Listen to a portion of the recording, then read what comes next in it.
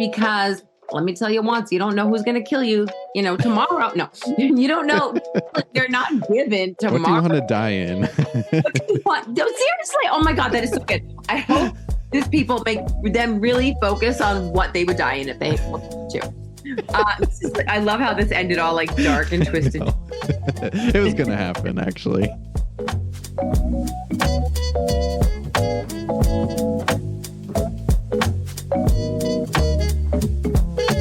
Hello and welcome to the Art of Costume podcast. I am your host, Spencer Williams, and thank you so much for joining me for another bonus episode. What's going on, costume nerds? Happy Tuesday. I hope you had a fun weekend at Coachella if you were there. I, of course, was not there. I was having a good time at Couchella, where I watch along on the couch like I have done every year for the past couple of years. But I did catch YG Marley's set on Sunday with Miss Lauryn Hill and the Fugees, so I had a good time from the couch. Oh, and Lana Del Rey set too. That was amazing. Yeah, I'll go one of these years. So if anyone wants to go with me next year, feel free to hit up my DMs because I need that push to get out there some year. Anyways, I hope you all had a good weekend, and thank you so much for listening to our Dune Part 2 episode. It is doing really well, getting lots of comments, lots of messages, lots of people sending us their one costume to rule them all from that episode, and continue to do so. Please send it in, email us, DM us, message us on TikTok, Instagram. I love to read your messages, and I can't wait to share them with Elizabeth when we meet up next week for our highly anticipated episode with Christine Wada, costume designer for Loki seasons 1 and 2. It's going to be such a good episode. Make sure you join us on Tuesday. And we even talk about Our Flag Means Death season 1 for a little bit. So if you're a fan of that, make sure you tune in. It's going to be a good time. But today we are here for a extra special episode because we are being joined by one of my absolute favorite people, one of my dearest, bestest, closest friends, costume designer, Mandi Line. Man, I've known Mandy for a hot minute. I owe so much to her, really. I mean, she's given me so many opportunities, made so many introductions for me. I don't think this podcast would exist without the motivations that Mandi Line has given me over, I don't even know, the past 4 or 5 years. Mandy's been there for me. We've been going to FYC events together, going to screenings for a lot of the films and shows that we've talked about here on a podcast. So yeah, I'm very excited for this episode, and I can't believe this is the first time I'm having her on the podcast. We talk every day. So this is going to be fun. With that, today's episode is about the TV series on Hulu, Death and Other Details. Such a good show. Let's dive into it first with a summary. Imogen Scott finds herself in the wrong place at the wrong time and becomes the prime suspect in a locked room murder mystery. To prove her innocence, she must partner with a man she despises, Rufus Coatsworth, the world's greatest detective. And that is Death and Other Details. Ooh, I love a little murder mystery, especially on boats. And lots of people seem to get murdered on boats. So with that, let's go behind the costumes. Death and Other Details was created by Heidi Cole McAdams and Mike Weiss. And getting to the costume design, first we have to mention that costume designer Mary Vogt designed the costumes for the pilot episode. And then costume designer Mandi Line came in and finished out the rest of the series. And even a few of her costumes appeared in the first episode as well. You will know Mandi Line from a plethora of projects. I have to shout out first her work in music and styling. I have just grown up a big fan of Linkin Park and System of a Down. 2 bands for which Mandi Line has worked closely with. The In the End music video from Linkin Park, designed by Mandi Line, so already a big fan. She also worked with Korn, which was one of my favorite bands, and of course 30 Seconds to Mars, Godsmack, and Power Man 5000. Then into her TV shows and films. She did, of course, Greek, Pretty Little Liars, The Congress, Shameless, The Arrangement, Travelers, Charmed, Beverly Hills 90210, Monarch, and of course, The Bold Type. And The Bold Type is kind of special to me because, one, not only was it an incredible show that I tell Mandy all the time, it was such a good show in terms of costume design. But Mandy was nominated for a Costume Designers Guild Award in short form for a commercial for The Bold Type. It was a commercial that blended together The Bold Type and Cruella. And Mandi Line had yours truly on set for that specific commercial. I helped as a costume PA. So that was pretty insane. So, but I guess that kind of, by association makes me, for this episode, a CDG nominee. This is the only time I could say that with it only being kind of true. But, so yeah, no big deal or anything. With that, I'm so excited to get into this series. Costume designer Mandi Line is here. Right after this break, we'll get right into it.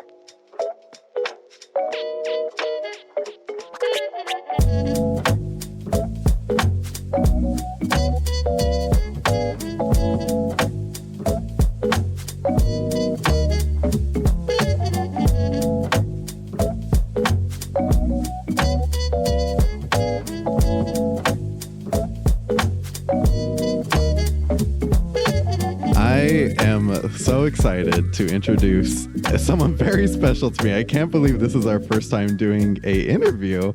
Costume designer Mandi Line, one of my bestest friends. Mandy, what's up? It's so funny when you say, like, I can't believe we haven't done this yet. I think we interview each other every day pretty much. So yeah. Just normal. I mean, we've done like 100 mini podcasts. Exactly, about life. So glad to be here. Thank you. I'm so glad to be here. I mean, so much of what I do is because of, the things I've learned from you. You've kind of been a bit of a mentor to me. Thank you. And for like the same age mentor, right? Like same age. Right. You're like my sister. Yeah, that's right. Well, I'm excited today to talk about your work for once. On Hulu, Death and Other Details. I'm obsessed with this show. So much fun. I love a dark murder mystery, so I'm so excited to get into it. But first, you've had quite the versatile career, always retaining that unique eye for style. So what drew you to Death and Other Details in this boat full of controversy and murder? Right. That's sexy murder, controversy. Yeah, it's hot murder. Right. It's a hot murder show.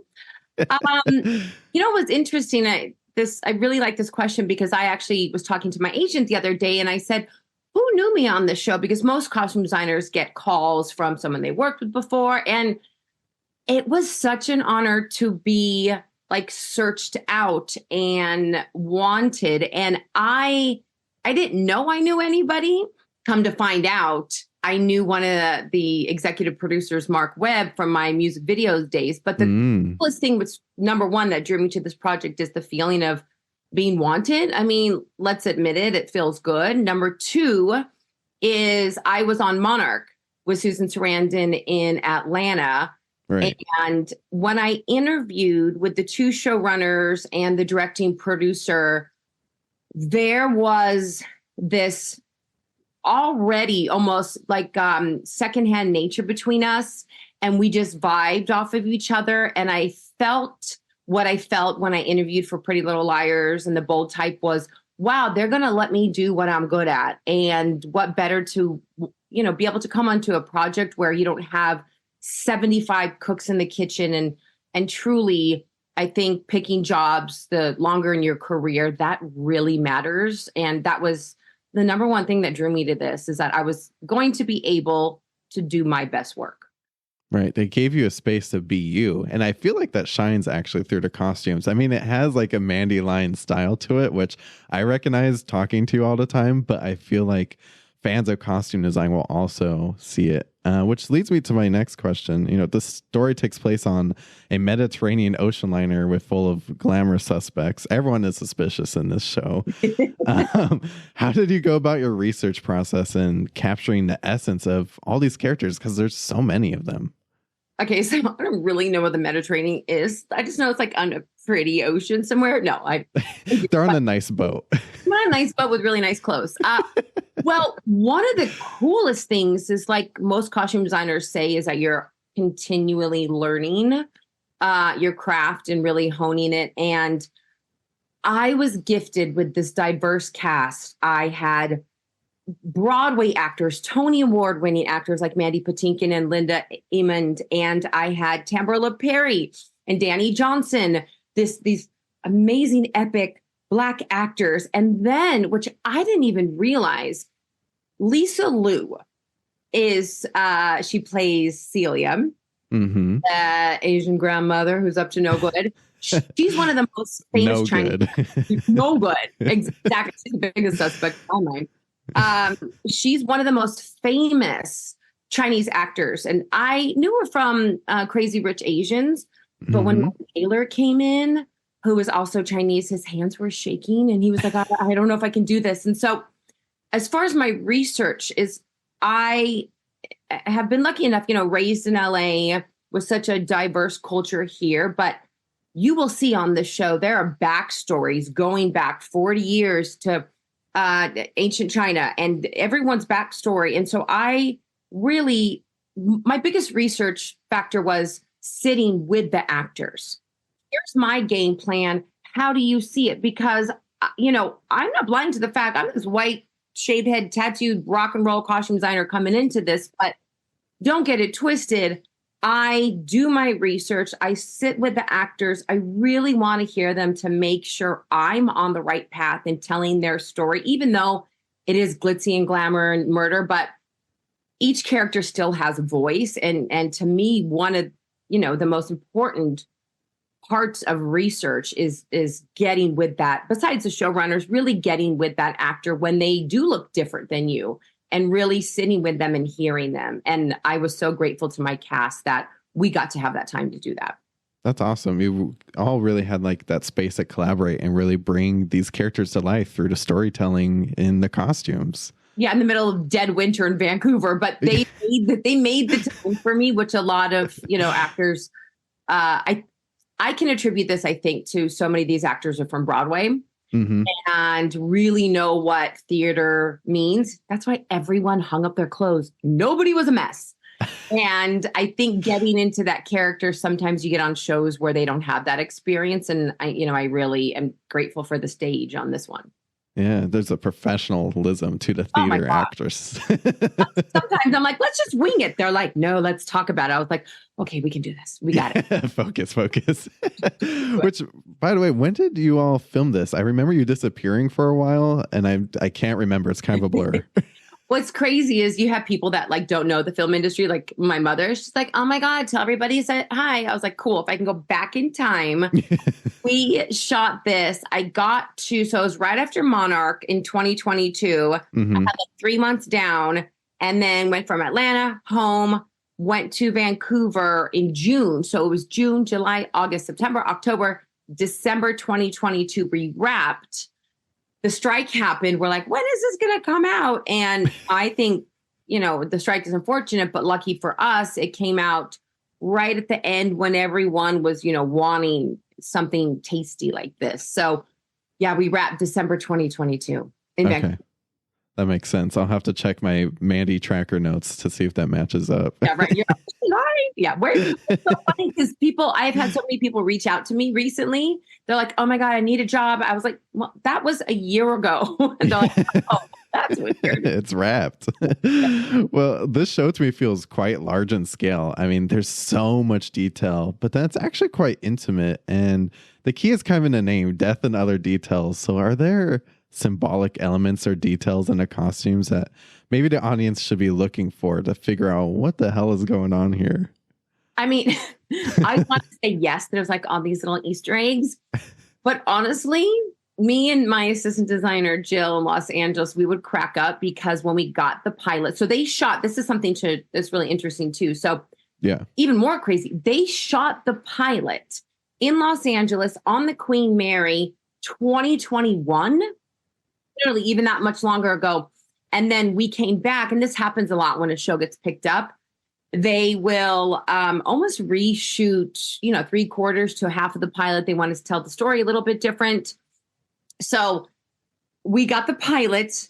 We weren't able to talk to the showrunners yet. And so Jill and I were trying to figure out, we kept on saying fashion school, A+, SATs, really low. And so we're trying to put together like this murder board of, we are trying to figure out the suspect. And we're like, oh, here. And here's the main thing was I suggest, and what we had to really take in. You're on the boat, I think 3 days, but the story's like 8. So it's going back and forth. So we would have liked to have put more Easter eggs into people's outfits. But the truth is, we would dress, say, Anna. I'm not going to give too much away, but we would dress Anna and then find out in episode blah, blah, blah, that she does A, B, and C. And I'm like, holy crap, we put her in a YSL shirt, pants that I can't find anymore. We need 10 of them now. So I could see one of the biggest Easter eggs, which just happened in episode 4, are the Valentino rock stud gold and black heels that Teddy wears. Oh, yeah. So it's funny because the showrunner, Mike's like, no, we need these. And I was like, are they dated? I'm not, like, I would give him so much shit. And he's like, trust me, we need these. And then now that I saw them on the episode last night, I'm like, oh my God, they're so good. So we ate that. Yeah, right? And Mike, the showrunner, was the fashionista of it all. And every now and then we would have, we would have discussions. And most of the time, I'll be honest, he knew his shit, and he knew that they would just shine and be so memorable. So note to self, Mike knows best. Yeah. Well, that leads me to my next question, actually. Death and Other Details was written and executive produced by Mike Weiss and Heidi Cole McAdams. Can you discuss the collaborative process with the show's creators? I mean, you kind of just touched on it, but it sounds like this entire show was really a collaboration.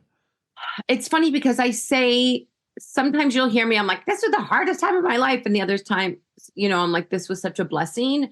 I think it was such a hard time because you take some heads of departments from America, you throw them in Vancouver at the busiest time, the coldest time, then you go right to work. You're recreating this pilot, and, you don't want to reinvent. So Mary Vo did the original pilot. You want to, help these characters tell their story bigger, but you also don't want to insult anything that happened before, but that, wow, she did a really good job with her. I want to kind of push the boundaries with Celia and Eleanor, different characters. But to get back to your question about the showrunners, it was so crazy and chaotic because the magnitude of the show. But I don't know if I've had necessarily since Greek or Pretty Little Liars, where I had Heidi and Mike. Speed dial is such a dated term to say, but I use speed dial. So. Right. Okay. When I needed Heidi was the voice of she knew every single word in the script and why someone did something and what page number and what scene. And I told her, I said, I had never in my career met an alpha and alpha usually do this. We were like, she's married, but I'm in love with her. Oh my God.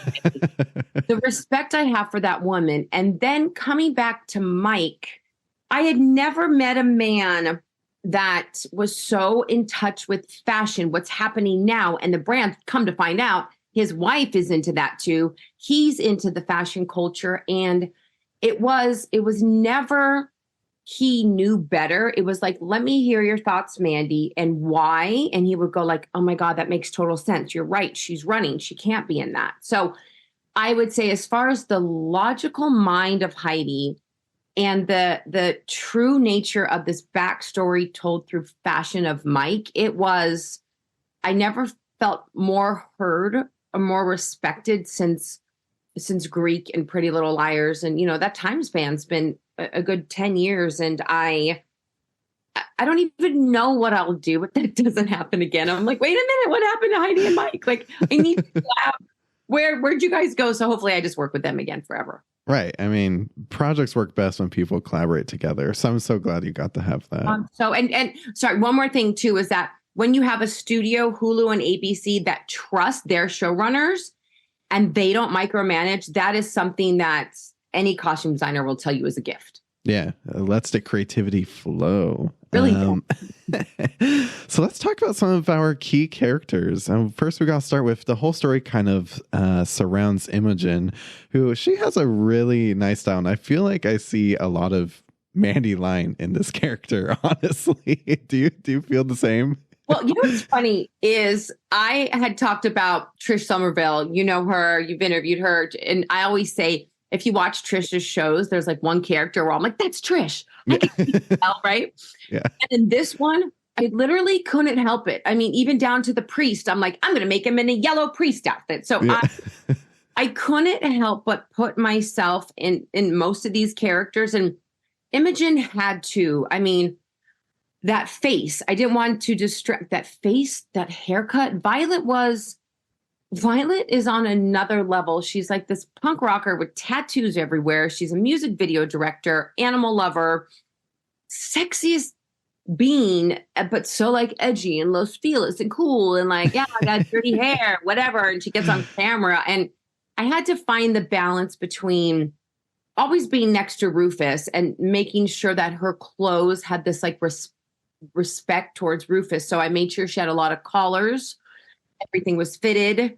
If you see, there's a lot of shoulder work in there, which I jumped off the original costume designer who did part of the pilot. She really highlighted her shoulders, and I love to continue with that. Yeah. Too bad. It was like -3 degrees in Vancouver, and the poor girl was freezing. So you'll see in some scenes, all of a sudden she goes from a crop top to like some big jacket that Sunil gave her. You're like, that's weird.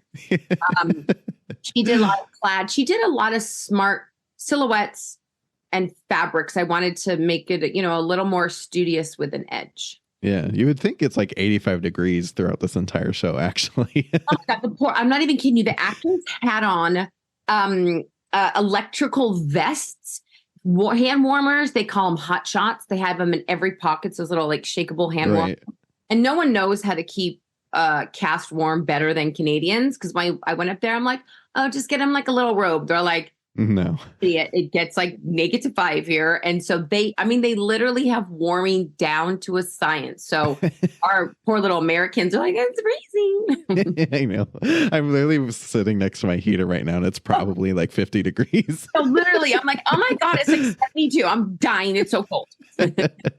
You spoke a little bit about Rufus, our detective. I thought this was such an interesting character because we've seen detective characters done 100,000 times, but there's something about this character that was like subtle, where you're able to say he was a detective, but he also blended in. He also just seemed like someone who was just there. Do you get what I'm saying? I love that you said that, because you're spot on. No, even to the point where Heidi said to me once, she's like, "Bulls move." I was like, and I always take credit from, well, thank you so much. What would you be talking about? She's like, you had put Layla and Rufus in this green against the green. And I was like, that was totally on purpose. I look at my crew. Did I mean to do that?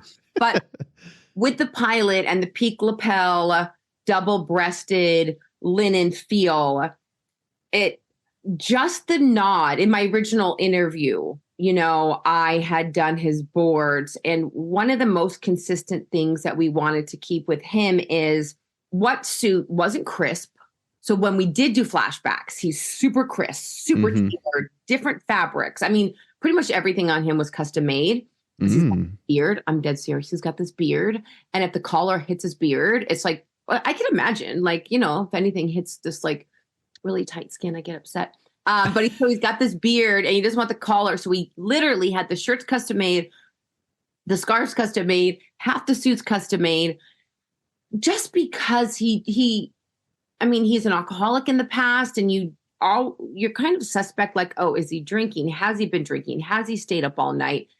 There's flashbacks telling the story of who they call him the greatest detective in the world. And it's like, he was at one time until he got broken. And now he's trying to get back in the game, trying to get on top, trying to pass down his knowledge with looking like he belongs on a ship, not sticking out, like you said, but also looking like he didn't pack 75 different outfits like Eleanor. Eleanor had like 75 bags and like 10 people taking them on the ship.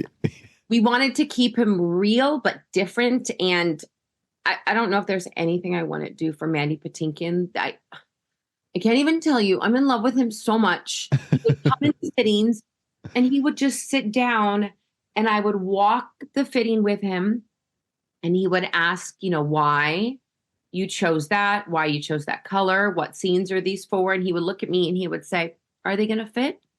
And I said, well, I think so, Mandy, but just in case, let's try them on. And he goes, you have to try on the pants? I'm like, you don't have to do any. I mean, we knew they would fit because we had done, the initial fittings. And sometimes when someone works so much, you don't always want to bring them back. But the trust that he had, and then, if he was in a mood where he's like, yeah, let's get into it. Let's try this stuff on. And other times he's like, honey, just put him in my room. I trust you. And I loved his generosity to the character and really his why.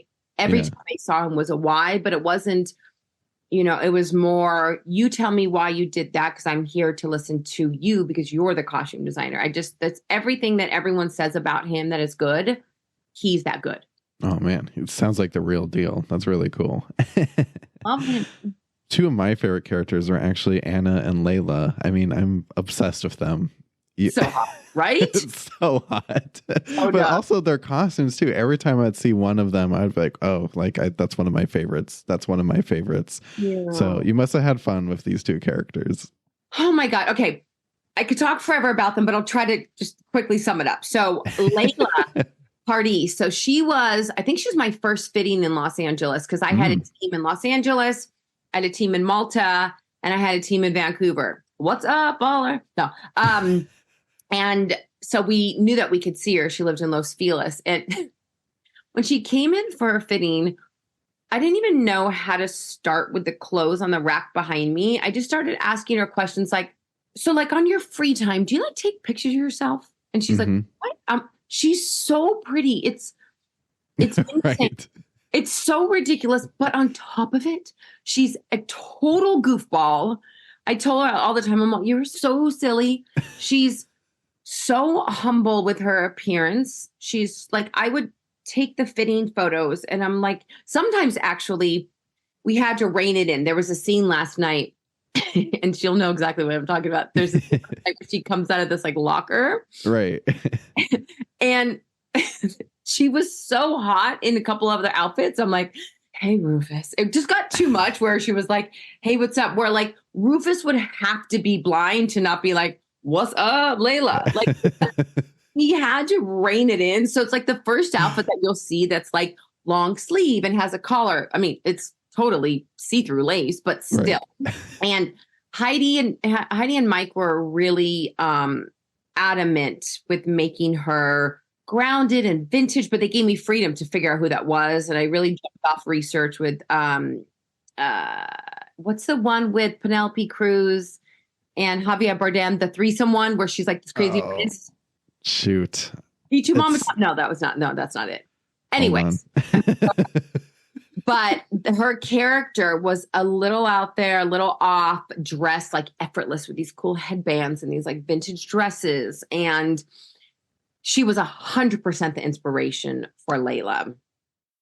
So Lauren, the best thing about Lauren is it's like you have this whole idea with characters and then you meet them and you're just like, oh shit, how am I going to tweak that? But that's why I always say I cannot put together boards until I, see who they're casting. And I think I still have a crush on Lauren. Like she came into my fitting. She comes in, she's just like kind of bro-ish and she's got like like a flat bill cap on and like dunks and like basketball shorts. I was just like, oh my God, I am so in love with all this queerness that is happening in front of me. I still have such a crush on her. But her character, even though they're this queer couple, it's like, and being a queer human, it's like, I don't want to do anything on the nose, but you also want to take who that person is. And you're like, okay, well, I can't pull off like what I'm doing with Layla, with Anna. And so themselves help me. Yeah, they have to work together. That's it. It has to mesh. It's like, you're not going to take Mandy and make her a Scarlett Johansson. By the way, that's the name we were looking for.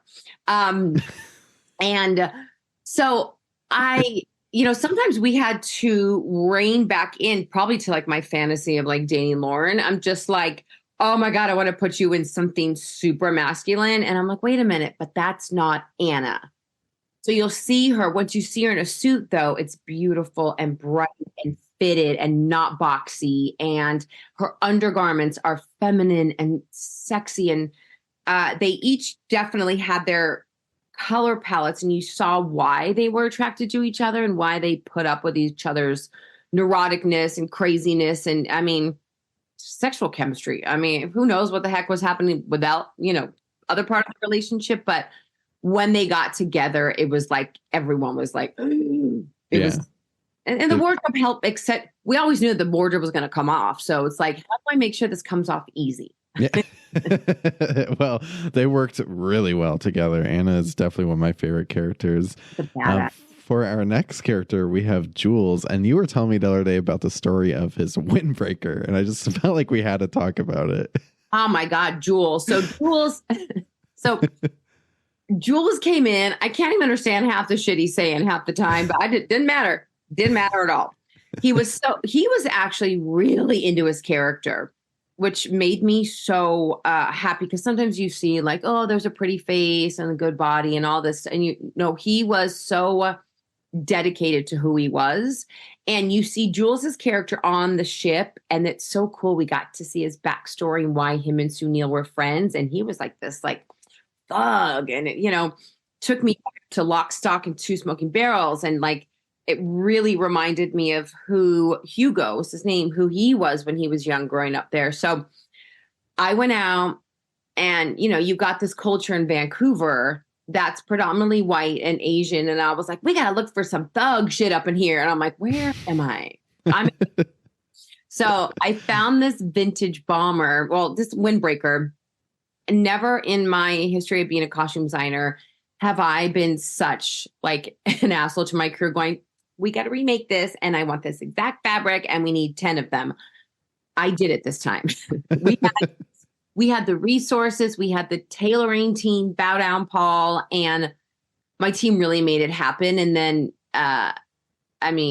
he pretty much lived in that windbreaker for so much of the show, and we had it like unzipped with a Pira necklace, and it worked with his backstory. Like, that windbreaker really told so much of his, his thug life, and why he is and why he did, why he has these street smarts. I love the windbreaker. No. I want one. If there's an 11th one, I would like for you to ship it to me. There's so much stuff I would have snagged if I would. I was just like, oh my God, I left Vancouver. Why didn't we take half that? Right. We're not allowed to. I know Hulu. We're not allowed to. Yeah, if you're listening, Hulu. Yeah, really. My favorite character is definitely Agent Hildy Erickson. She is just such a badass, and every time she's just on the camera, I'm like, yes, this is my favorite. She gets things done, and she has a style too, but she's also kind of funny too, I have to say. She is hilarious. Episode 4, you saw her kind of come alive when they like accused the girl, and she's like, good luck. Pretty much, she was like, you're all stupid. Yeah. She's so good. My spirit animal. I think it's interesting because I think Linda as a human and Hilde as a character, they truly grow on you, because at first you're like, who is this person coming on the ship? Why do you think you know everything? And then Linda, which I didn't even realize. I just worked with Holly Hunter, and I said I had worked with Linda Emond, and she was like, she turned her head and she was like, listen, darling, that's one of the best actors of our generation. Do you know what that woman's done? And I was like, I know now because I've fallen in love with Linda. But at first, I mean, she gets into her character so much that at times I remember saying like, shit, I got Linda coming in for a fitting. Oh my God, you can't miss a beat. And during shooting, sometimes I was like, oh God, is this going to be too much? But she elevated my game.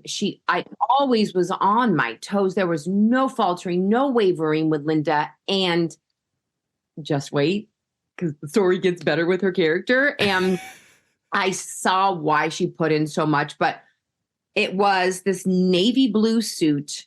I think we had 40 options. I'm not kidding you, sent from Los Angeles. We wanted it to be not androgynous to like, oh, is she a guy or a girl, but androgynous to tap into the fact of she's all business. It's all business. It's not about flair. I think we had 30 different white shirts. Boxy, fitted. You thought the theory'd work. That didn't work. You thought this one would work. That didn't work. And it was just about what collar didn't interfere with the lapel. And I think we fit that thing until the day we wrapped, because it grew, it moved, it shifted. And I would take the suit back to the tailors. They're like, again? I was like, dude, we have 8 of these suits. There's so much action in that suit. And the funny thing is I can now post the photo. We had Halloween during Death and Other Details. And I was Hilde Erickson. Just wait. Of course. Oh my God. I put my costume up. And I'm not kidding you. At some point, one of the ADs, he's like, we need you on set. I'm not her. It was so funny. One of my girls dressed up as Trip. She had like Coke on her nose. I mean, it was so funny. I'm going to share the photos once everyone knows who these characters are. Right. But I felt honored to be her. I love it. And there's more to this character than some people might know. I've seen most of the show. I know you all have some fun stuff coming up. I don't even remember like all the, I mean, I do, but at the end, I know I'm going to be shocked when I watch it. My friends are always like, didn't you work on it? I'm like, oh yeah, but there's so many things I know. You were busy. And clearly, because the next two characters I want to talk about, our last characters, the Chun family, Eleanor and Celia. I mean, Eleanor's costumes, it's a lot, Mandy, in like the best way. Like every time I see her, I'm like, oh yeah, this is it. Well, my name, I'm trying to get it legally changed to Mandy Chun. It's probably not like PC, but I want to be part of their family. Like I can't even, and they're just rotten, and I'd be happy to be bad. Like, I don't care. They're so rotten and cutthroat. But the coolest thing about Carolyn, who plays Eleanor, is I hadn't been on a show, and like you watch True Detective now, there's a girl with piercings, and I'm just like, dude, showrunners are getting like super dope in who they're picking. Yeah. And I remember asking the showrunners, oh my God, whose judgment was to make this like asymmetrical haircut? And they said that she came to the audition with that. I was like, perfect. Yeah. It was so awesome for everyone. I think, those doing her room, her luggage, her makeup, it was truly, besides jumping off that face and this statuesqueness of her physique, I jumped off her haircut. Like, that was it. And I was like, oh, I could get crazy with this girl. And again, it was with her, it was how to top Anna, how to top Layla. And don't get it twisted. Eleanor, when she brings it, she's like, oh, that's so cute. You guys got dressed. That's so cute. I think I'm Team Eleanor. Sorry, everyone else. But then Celia comes in. Have you seen the table scene when they're going head to head with the business deal? Oh, yeah. Yeah. Oh, Celia's like, excuse me. Sorry, let me put my Dolce & Gabbana cape. What's up? Do you guys need something? Can I help you? Like, what? A cape? A Dolce & Gabbana cape that there's this big bow on it. And we took it off. Good. That scene, for those, when you guys watch it, head to head, it was truly, how can I top? How can I top? And I was just thinking of how everyone would top each other. And Celia, just to know to the awesomeness of myself and my team. is she was an older actress and, her mobility wasn't there as we're used to in fittings. And she and her daughter trusted us so much. We like held her, helped her get dressed. I mean, she's on it. Her game is there. She knows what she likes and she doesn't like. And I loved her so much because after we would put her in her clothes, she would look at herself and she would just like get into her character and she would say, rings on every finger. More. Like, girl, your necklace, like you have more. She's like, more. Between her and Catherine, the white mom, I was like, oh my God, like their poor necks, like work it, girls, because you guys are killing it. It truly was. The Chun family was probably in my career the most elevated versions of my costume design that I've ever been able to do. We need like a Succession type spinoff about the Chun family with you as a designer. Everyone said that when the Chuns were coming, even like the grips, they're like, what I mean, it got to the point where Eleanor, if you look at the back of her collars, my crew was like, Mandy, we don't have enough time. I'm like, so every collar had a different color. Her rings, I was just watching episode 4. She goes to make out with somebody.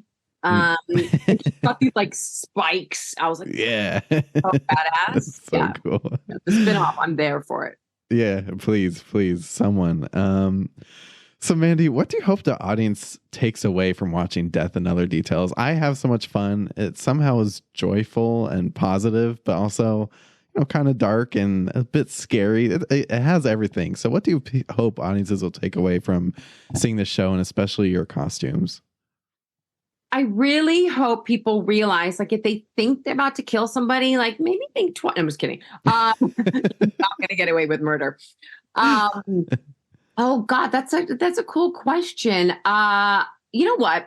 I find on shows where I get to push the limits and get to, even though my imagination is so big, I get to even go bigger than that. I hope that people watch shows like this and go, and they look in their closet and they're like, oh my God, I can pull that off. I don't have to be a billionaire on a boat. And I love when shows like this cause people to take risks with their fashion, because let me tell you once, you don't know who's going to kill you, tomorrow. No, you don't know.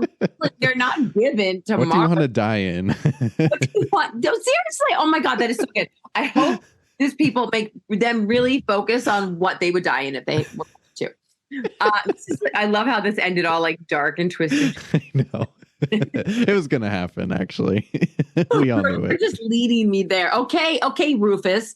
Isn't that cool how Rufus leads everyone? Like in the last episode when he was asking the Russian refugees.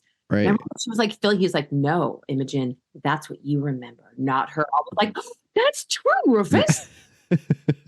Yeah, he's a master. Oh, but just like you, I mean, I feel like it's such a good way to put it. I feel like people could see themselves in these characters, and walking from the show, they can maybe take elements of it in their own everyday life, and you don't have to be in a big, expensive boat to do it. Maybe you're Eleanor or a Imogen. You never know. I feel like I'm more of a Rufus.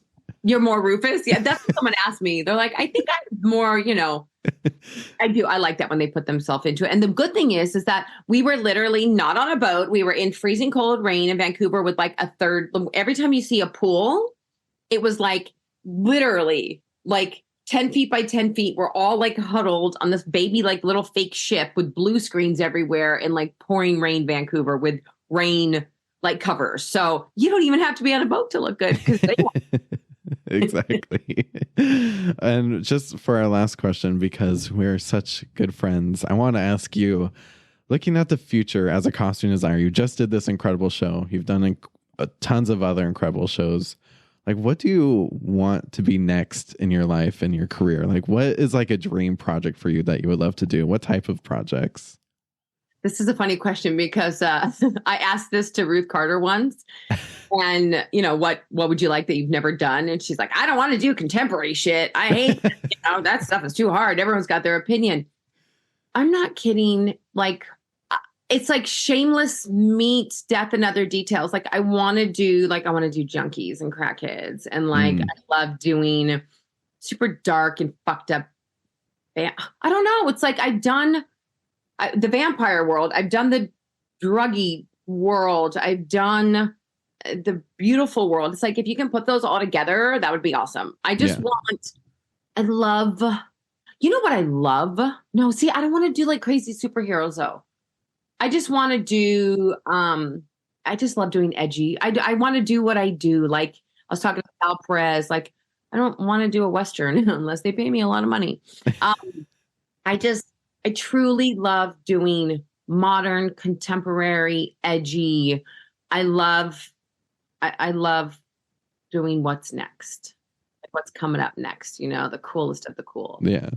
Well, I am so excited to see what's next for you because I'm sure it's going to be amazing as always. Costume designer Mandi Line, thank you so much for talking with me. I'm so glad we finally did this. Thank you, Spencer. We'll talk again tonight because that's what we do all the time. Thank you. Thank you, T. This was so much fun. Oh, thank you. Yeah, well, definitely. I'm going to be texting you in 5 more minutes. So. Bye.